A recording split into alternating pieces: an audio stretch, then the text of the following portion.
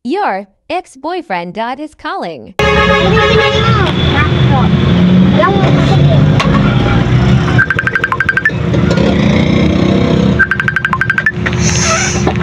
Tumatawag. Ano ba to?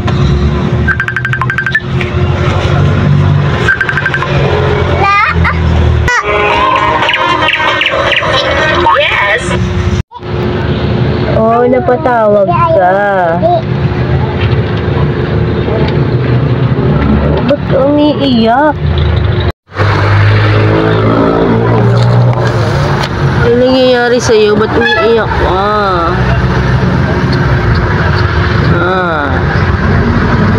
Boyfriend ko yan. Sana matanggap mo. Pogi, no? Huwag ka na umiyak. May... Naiiyak tuloy ako. Huwag ka na umiyak. Ano ka ba? Okay lang yan. Okay lang yan. Huwag ka na umiyak. Kasi... Ikaw kasi. Ano sa'yo? Ayoko ng ano. Gusto ko ako lang. Diba? Sabi ko sa'yo, gusto ko ako lang eh. Ikaw kasi. Sabi ko, huwag ka lang inom ng inom. Inom ka ng inom. O, pag uwi mo ng bahay, pag gusto kong umano, tinutulugan mo na lang ako. Kasi, nang bis na kita pinagsabihan eh. Sabi ko sa'yo, di ba, pag inulit-ulit mo, iiwan kita. Tapos tutulugan mo ko. Di ba?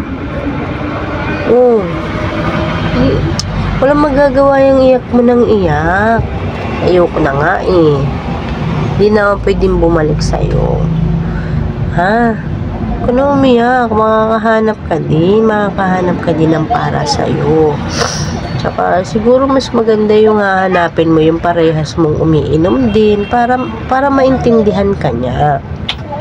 Kasi ako di ko maintindihan, lalo na pag kailangan kita. Tinutulugan mo lang ako pag kailangan kita. Tinutulugan mo lang kasi ako eh. Tinutulugan mo lang ako eh. Diba? Lagi mo na lang tinutulugan. Wala ka ng silbi sa akin. Lagi mo akong tinutulugan. Lagi ka na lang lasing. Kakainis. Wala ka dyan.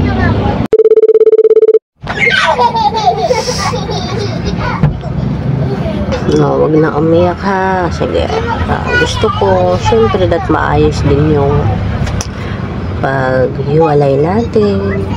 Ba't kasi umiyak? Naaano ko eh. Tuloy alam ko paano kita kakausapin ng maayos. Basta magiging okay pa rin. Ha? Okay.